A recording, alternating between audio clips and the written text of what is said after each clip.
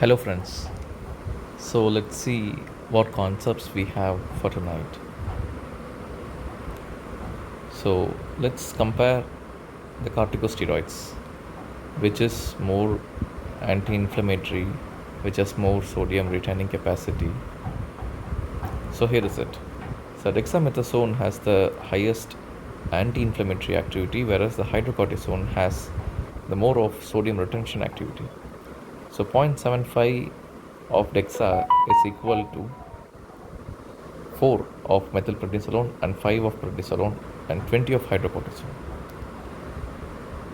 And sodium retention is less in dexamethasone, almost zero in dexamethasone.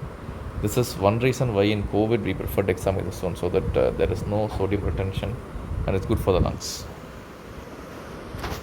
What is Berlin's criteria for ARDS? Acute onset bilateral infiltrates on frontal chest X-ray, PF ratio less than 300, and no evidence of left heart failure or fluid overload, and the presence of a predisposing condition. Warfarin induced hemorrhage. What is the treatment for a warfarin induced hemorrhage? A patient who is on warfarin comes to you with some bleeding disc manifestation. How are you going to treat it? Number one, you are going to give vitamin K. And second, if there is a prothrombin complex concentrate, proceed with that. If still not, you can go ahead with your fresh frozen plasma. So vitamin K is 10 mg IV over 10 minutes and give it over 10 minutes, not less than that, to avoid allergic reactions. If PCC is available, proceed with the below mentioned dosage. And if PCC is not available, FFP 15 ml per kg. Okay. Ultimately, the goal is to maintain INR less than 1.5. So a patient who is having a DVT or any thrombotic events, how are you going to treat them with direct thrombin inhibitors? We usually use in our hospital is argatroban, and here is the dosage. It's 2 micrograms per kg per minute to titrate to a APDT of 1.5 to 3. Okay. Why we prefer argatroban is, if at all the patient is having a CKD, it's better to give argatroban because argatroban gets cleared by the liver. Having said that, if it's a liver failure patient, you need to decrease the initial infusion rate. Okay. Some also prefer lepirudin with a starting dose of 0.4 mg bolus. Okay. So what is CHARDS2? C stands for congestive cardiac failure, H stands for hypertension, H stands for age more than 75, D stands for diabetes, and S stands for TAA or stroke. And that last point carries a score of 2. So this is CHARDS2. Okay, this is calculated for atrial fibrillation patients. Whom should you go ahead with anticoagulation and whom should you not? So if you have decided to thrombolize, if you decided to anti-thrombotic therapy in AF, how are you going to proceed with it? The CHARDS2 score is 0, no anticoagulation. The CHARDS2 score is more than 1, long-term anticoagulation, dabigatran 150 mg BD is a recommended dose. If the patient is having mitral stenosis or stable coronary disease, better start with warfarin. After the basic heparinization, you can start with warfarin with INR of 2.3 as target. In AF, if you are running for elective cardioversion, better to therapeutic anticoagulation from 3 weeks before to 4 weeks after the procedure. If it's going to be urgent cardioversion, therapeutic anticoagulation during and for 4 weeks after the procedure is recommended. How will you diagnose SIDS? What is SIDS criteria? Temperature more than 38 or less than 36, heart rate more than 90 per minute, respiratory more than 20, or arterial PCO2 less than 32 mmHg. WBC count more than 12,000 or less than 4,000, or 10%, more than 10% immature neutrophil span form should be there. And any of the two qualifies this as SIDS. A rate control in AF. If you see a AF patient who is otherwise stable, medically, how are you going to manage them? What we usually do is amiodarone, right? We give 150, then as bolus, and if required, we may repeat it. Then we'll proceed with over 6 hours, the 1 mg per hour. Then we'll proceed with 0.5 mg per hour for next 18 hours. This is how we play with amiodarone. Anything else? Metoprolol, yes. 5 mg IV, and we can repeat every 5 to 10 minutes, yes. Anything else? Esmolol, yes. Esmolol 500 micrograms stat, and you can proceed with the 50 microgram infusion also.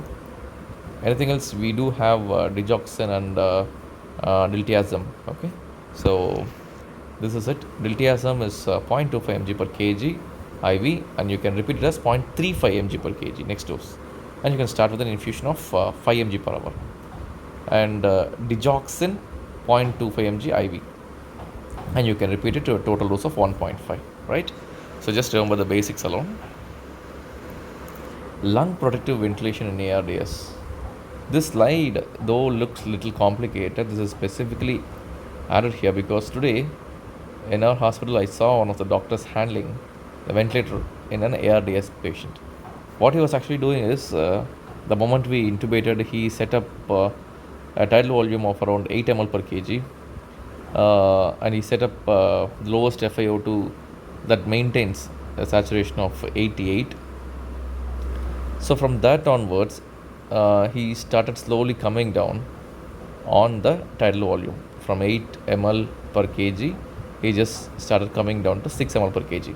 So the basics of ARDS ventilation is like high respiratory rate and low tidal volume, right? So from 8 ml, he is slowly coming down to 6 ml. So once he comes to 6 ml per kg as a tidal volume, then he concentrates on the plateau pressure. So based upon the plateau pressure, his target is to keep the plateau pressure less than 30. So one area where how you can keep is decrease the volume going into the lungs so that every pressure will get reduced.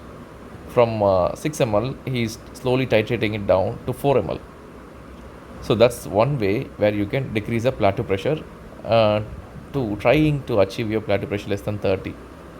Next is your pH, the pH with respect to the PCO2. That you can target is around 7.3, that you can achieve by slowly increasing your respiratory rate to 35. Okay, so this is the outline of lung protective ventilation in ARDS, and as an intensivist, almost everyone will be taking care of ARDS patients, right? So initial tidal volume set at 8 ml, PEEP of 5, and lowest SpO2 of 88, and reduce the tidal volume by 1 ml so that you reach 6 ml per kg. Then with 6 ml, check the plateau pressure. If the plateau pressure is high, more than 30, decrease the 6 ml until 4 ml comes, 4 ml per kg. Next is, and you can stay there with the pressure, then whatever plateau pressure, you need to accept it. The next is the pH. Your target is 7.30. So slowly increase your respiratory rate until it comes to 35. Okay.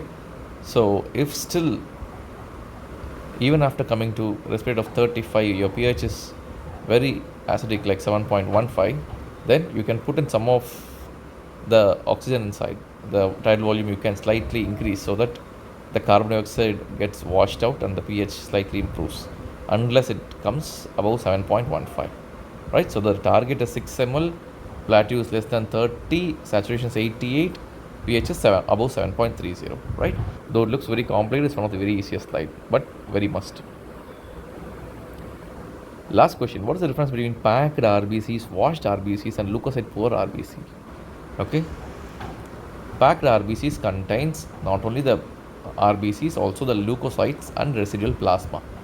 Okay, this can be stored for 42 days. Leukocyte poor RBCs is they does not contain leukocytes. They contain only residual plasma and RBCs. Washed RBCs means they don't contain that residual plasma also. Okay, this can be used in severely allergic patients, IgA deficiency, and who have the risk of transfusion related anaphylaxis, right? Okay, friends, so keep revising these concepts, and hope some of you would have got all the 10 answers correct. Meet you tomorrow. Okay, good night, sweet dreams.